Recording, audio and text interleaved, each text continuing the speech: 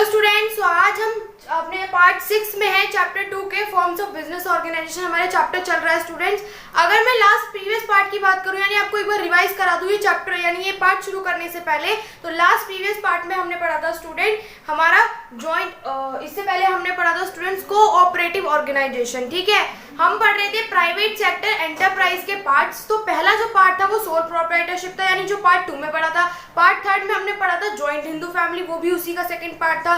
Part 4 में हमने पढ़ा था पार्टनरशिप, ठीक है, वो भी उसका पार्ट था प्राइवेट सेक्टर एंटरप्राइज का। पार्ट 5 में हमने पढ़ा था कोऑपरेटिव ऑर्गेनाइजेशन, वो भी उसी का पार्ट था।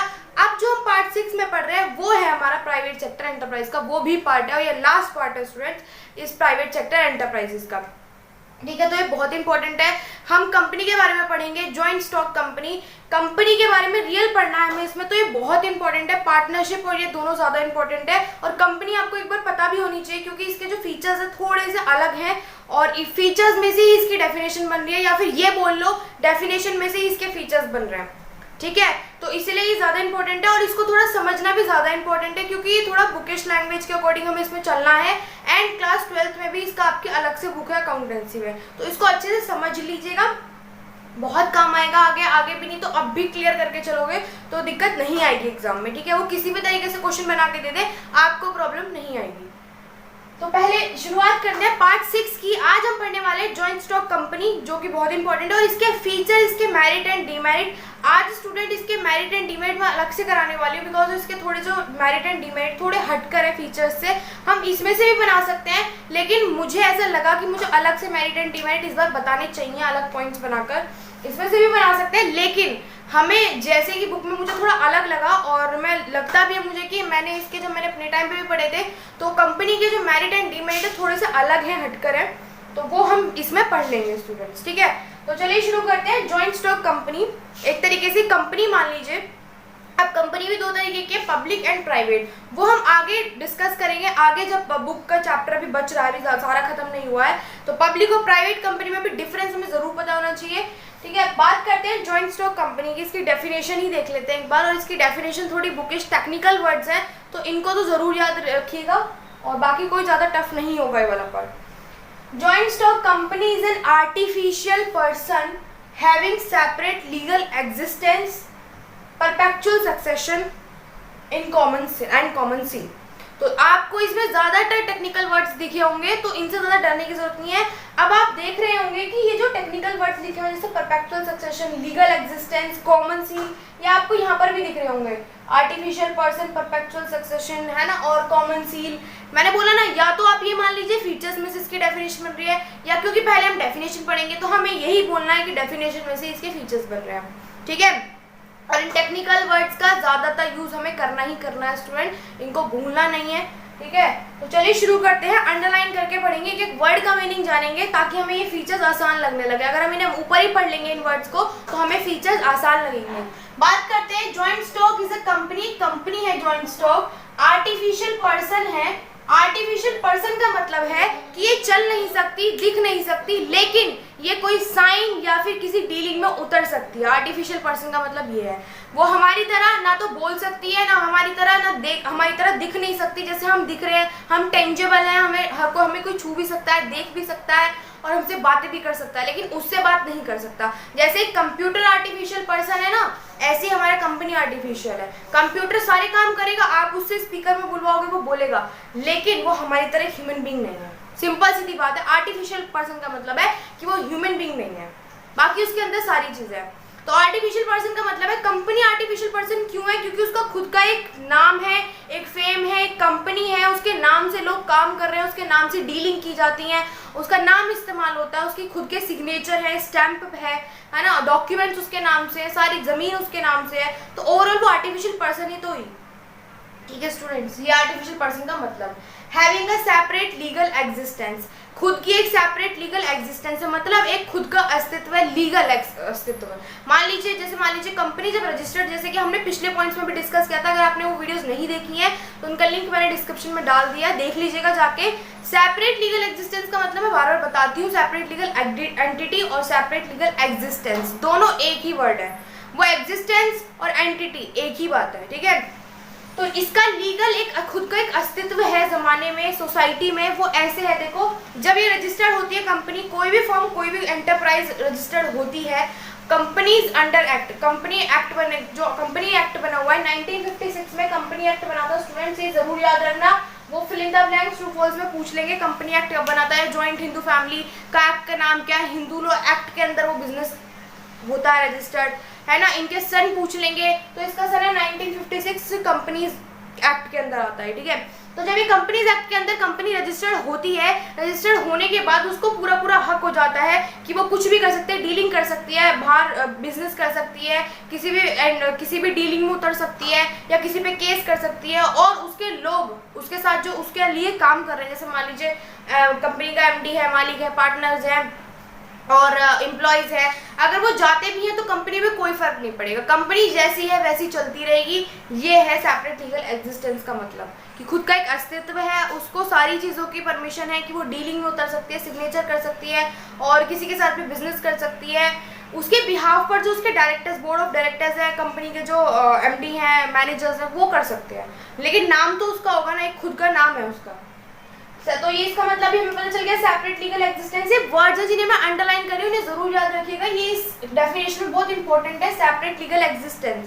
तो इन्हें तो भूलना ही मत, पहली बार तो डेफिनेशन लिखने के लिए नहीं आएगी, लेकिन अगर उन्होंने बाई चांस ऐसे कुछ बना के दे दिया, फिल इन द ब्लैंक्स, मान लीजिए dash artificial person, separate legal existence, perpetual succession, common seal is known as what dash, तो फिर हमारे पास क्या आंसर होगा।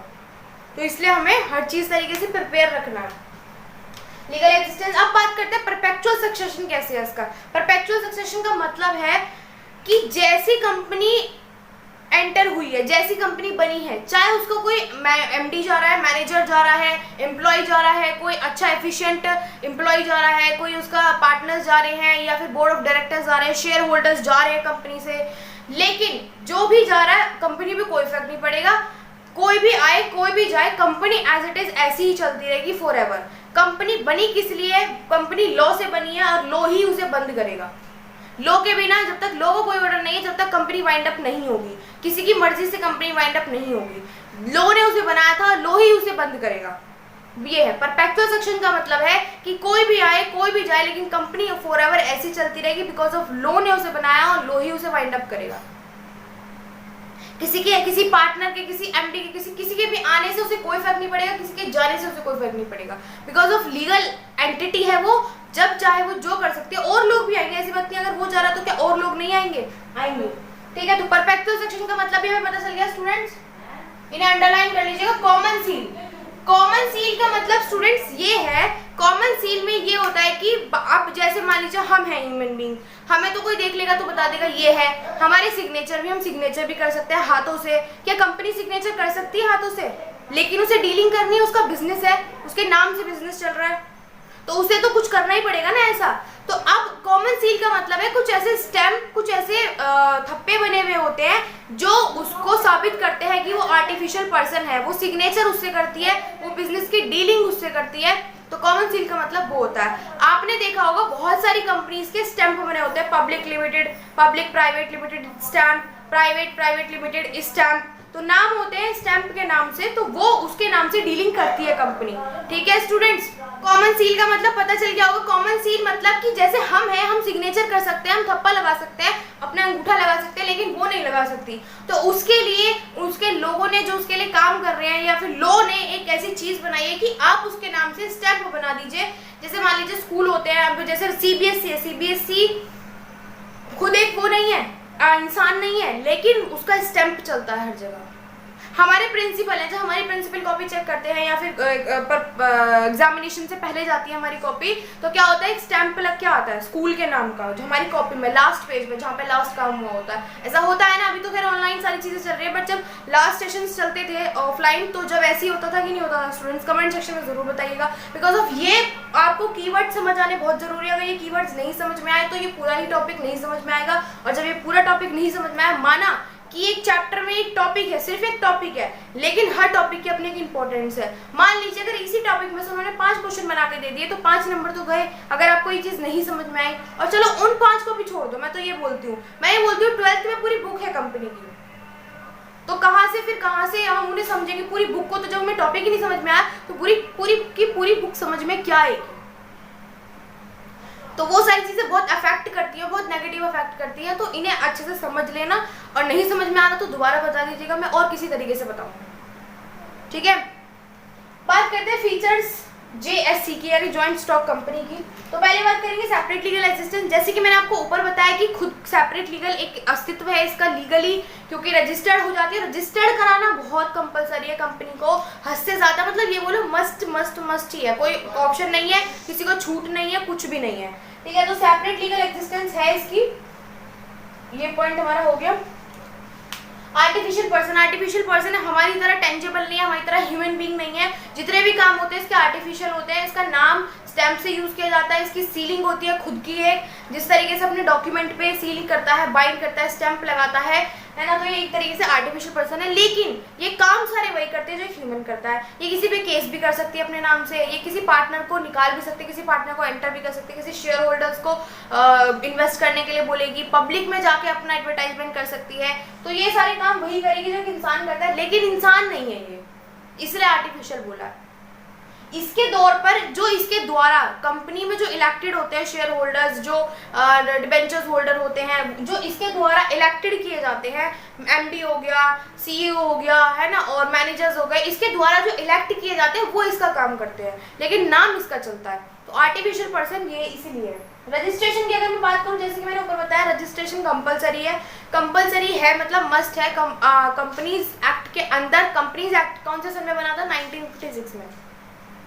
तो रजिस्टर्ड कराना जरूरी है। परपेचुअल सक्सेशन का मतलब है कि कोई भी आए कोई भी जाए, इस पे कोई फर्क नहीं पड़ेगा, ये ऐसी चलती रहेगी फॉर एवर, बिकॉज क्योंकि लॉ ने इसे बनाया है, लॉ ने ही इसको अस्तित्व दिया है, लॉ ही इसको खत्म करेगा, वाइंड अप करेगा। ठीक है, किसी पार्टनर या किसी के भी जाने से इस पे कोई फर्क नहीं, चाहे वो कितनी बड़ी पोस्ट का इंसान हो कंपनी में, उसके किसी भी जाने से कोई फर्क नहीं पड़ेगा इसे। ठीक है, कॉमन सील जैसे कि मैंने अभी बताया आपको, कॉमन सील का मतलब है कि ये इसका कोई सिग्नेचर नहीं है, इसका कोई निशान नहीं है, खुद नहीं है ऐसी दिखने में कि हाँ इसके नाम से इसे पहचान सकते हैं। तो इसकी एक सीलिंग होती है, इसका एक, जिसके थ्रू ये अपने डॉक्यूमेंट्स पे काम करती है, और अपनी कंपनी के जितने भी ओवरऑल रिटन डॉक्यूमेंट्स होते हैं अपने एम्प्लॉयज के लिए, अपनी कंपनी के वेलफेयर के लिए, अपनी कंपनी के आगे डीलिंग के लिए, जितने भी डॉक्यूमेंट्स होते हैं उस पर इसकी एक तरीके से स्टैंप मान लीजिए वो लगती है। ठीक है, separation of ownership and control.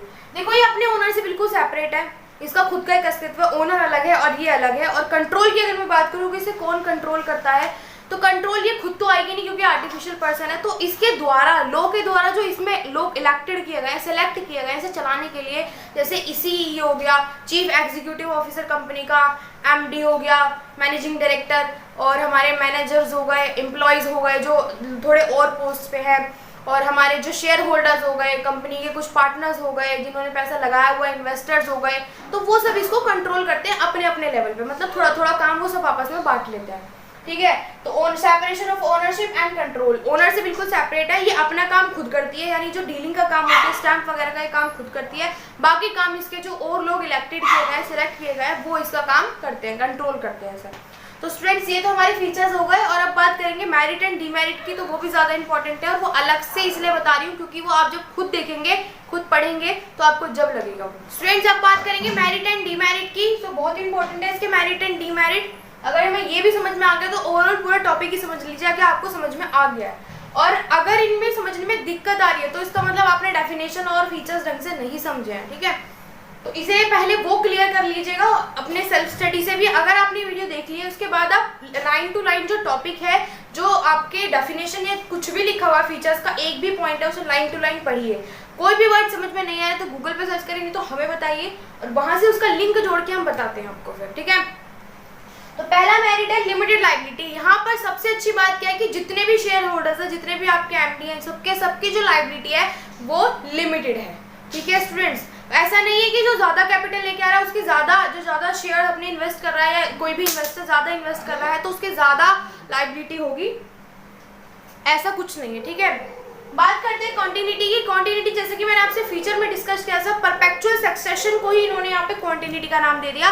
तो आप ये देखिए कि कैसे हम लोग बना सकते हैं। मैंने सिर्फ 2-3 पॉइंट्स हैं ऐसे जो अलग से है, उनकी वजह से मैंने आज अलग से मेरिट एंड डीमेरिट बताए। वरना आपके लिए कोई डिफिकल्टी वाला काम नहीं है कि आप फीचर्स में से मेरिट एंड डिमेरिट बना सकते हैं।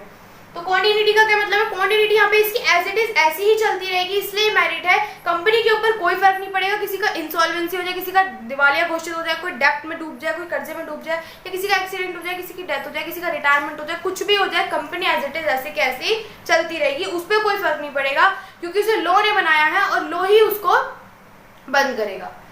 डेमोक्रेटिक मैनेजमेंट, डेमोक्रेटिक का मतलब है यहाँ पर जैसे कि हमारे लोकतंत्र है, डेमोक्रेसी है, तो यहाँ पर भी वही वर्ड का वही मीनिंग है कि सबके डिसीजन से, सबकी मर्जी से, मेजॉरिटी से डिसीजन लिया जाता है कंपनी के अकॉर्डिंग। ठीक है, ज्यादातर ऐसा प्राइवेट कंपनीज में होता है स्टूडेंट, पब्लिक कंपनी में ऐसा नहीं होता। पब्लिक में क्या है, जो गवर्नमेंट ने डिसाइड कर दिया या जो हायर पोस्ट वाले ने डिसाइड कर दिया वही होता है। और प्राइवेट में भी अगर मैं आपको बता दूं 80% कंपनीज में ऐसा होता है, बाकी 20% ऐसा कुछ भी नहीं करती हैं, वो सिर्फ 2-3 लोग बैठ के डिसीजन ले लेते हैं, उसमें भी कोई एक ही इंसान बैठ के डिसीजन ले लेता है, और उसमें भी कंपनीज, उसमें भी अलग अलग टाइप के लीडर होते हैं। तो वो 12th क्लास में एक चैप्टर ऐसे कंट्रोलिंग में आप पढ़ेंगे, उसे बहुत अच्छा चैप्टर है।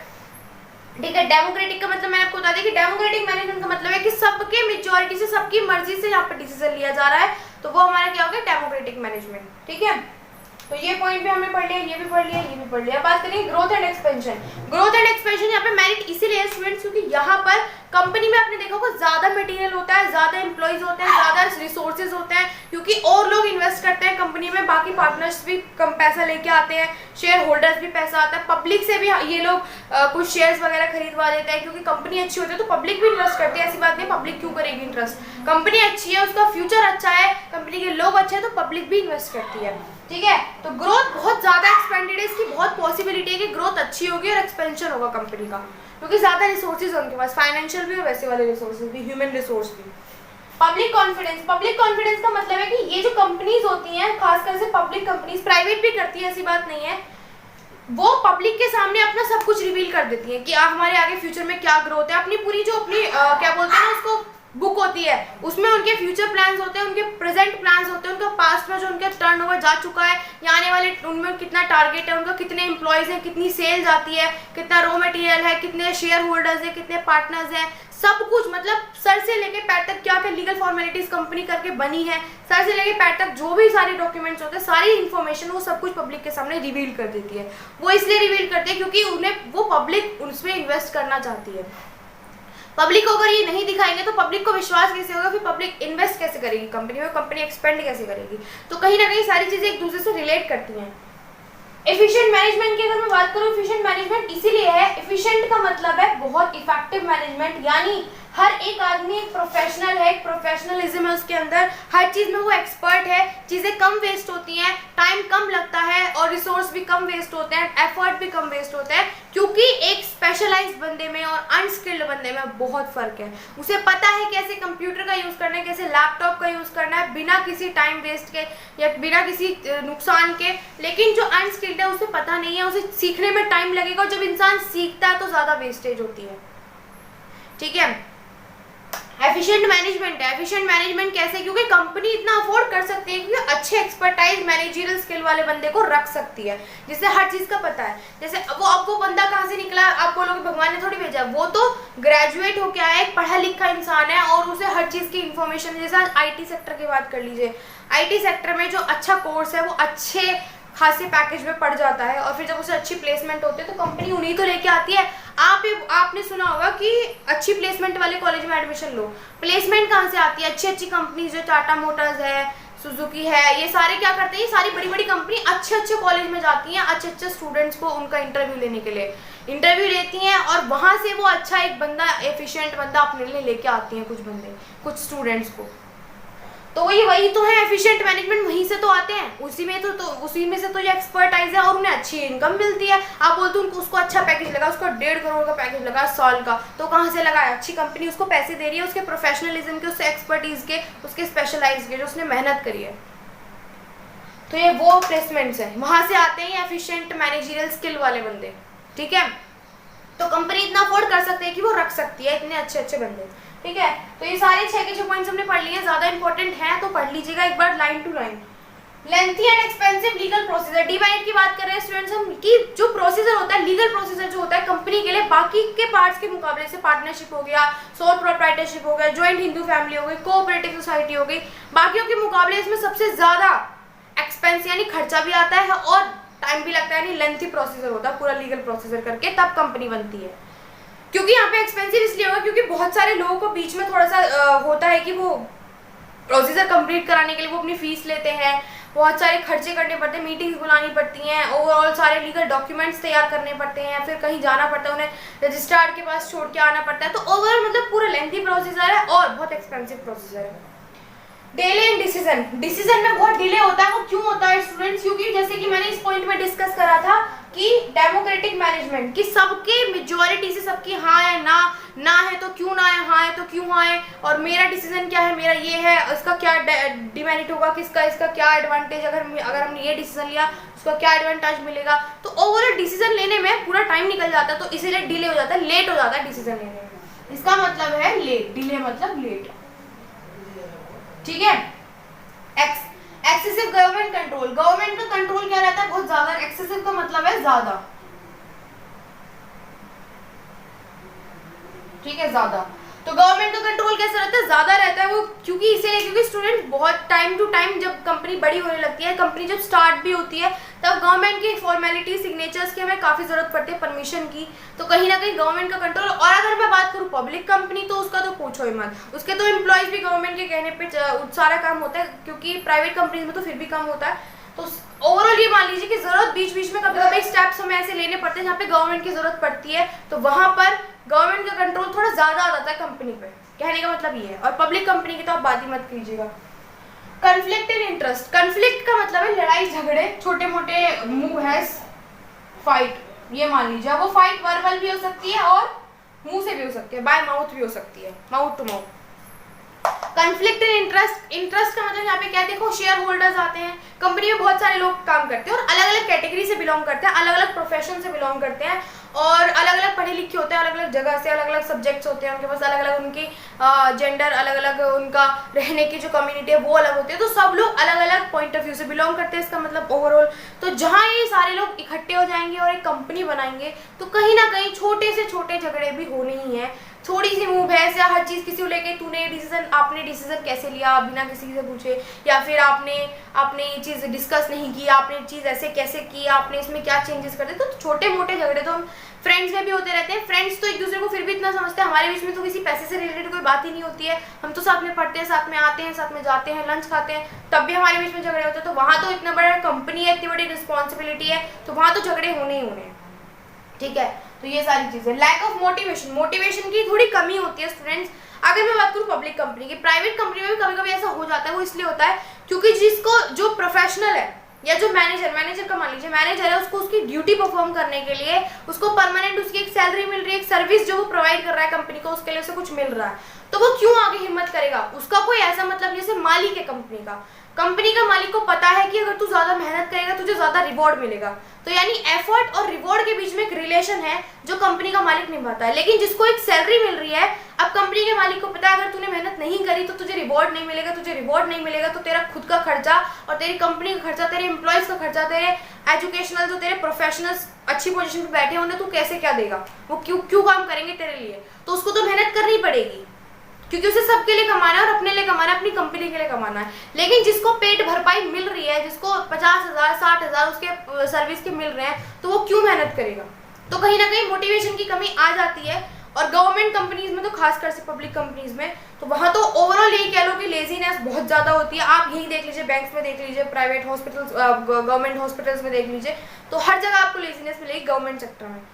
प्राइवेट में कभी कभी ऐसा हो जाता है, बाकी तो ओवरऑल लैक ऑफ मोटिवेशन की वजह यही है क्योंकि एफर्ट और रिवॉर्ड के बीच में उनका जो रिलेशन है वो नहीं निभाता, और उसको निभाने की जरूरत नहीं क्योंकि उसको हर महीने फिक्स मिल रहा है। मेहनत कौन कर रहा है? जिसको पता है कि तेरी कंपनी है, तुझे काम करना है, और अगर तूने नहीं किया तो तेरे को भी नहीं मिलेगा, तेरी कंपनी को नहीं मिलेगा, तेरे एम्प्लॉयज को नहीं मिलेगा, वो भूखे मरेंगे और तेरे लिए काम भी नहीं करेंगे, तेरी कंपनी और तेरे लिए। तो ये सारे एफर्ट और रिवॉर्ड के बीच में मालिक का रिलेशन बहुत अच्छा होता है क्योंकि उसे पता है उसे क्या करना है, ठीक है। तो ये पॉइंट्स हम डिस्कस कर चुके हैं स्टूडेंट्स। आज की वीडियो में बस इतना ही था। मिलेंगे नेक्स्ट पार्ट में चैप्टर का आगे कंटिन्यू करने के लिए। प्राइवेट सेक्टर एंटरप्राइज हमारा खत्म हो चुका है, ये पार्ट बात करेंगे आगे की चैप्टर की। तो बाकियों का जो प्रीवियस वाली वीडियो है sole proprietorship friendship, partnership, joint Hindu family, cooperative society, चारों का लिंक मैंने इस वीडियो के डिस्क्रिप्शन में डाल दिया है, तो आप उन्हें जरूर कंटिन्यू देखिएगा। Sole proprietorship, joint Hindu family, फिर पार्टनरशिप, कोऑपरेटिव, तो सीरियल वाइज देखिएगा और उससे पहले कोशिश करें चैप्टर के जो स्टार्टिंग पार्ट 1 है उसे भी देख लीजिएगा। तो ठीक है, तो आपको ज़्यादा प्रॉब्लम नहीं होगी, मैंने लिंक डिस्क्रिप्शन में डाल दिया है, देख लीजिएगा जाकर। बाकी आपको नोट्स, किसी स्टडी मटेरियल इफेक्टिव नोट्स है और आपको ज़रूरत हो तो ज़रूर बताइएगा कमेंट सेक्शन में, और नहीं तो अपना नंबर मेंशन कर दीजिएगा, नहीं तो हमारे नंबर से आप व्हाट्सअप कर सकते हैं। और आप हमें कहीं से भी और कमेंट सेक्शन में ज़रूर बताइएगा वीडियो कैसी लगी, और कोई डाउट हो गया, किसी पॉइंट में रह गया हो तो वो भी बता दीजिएगा।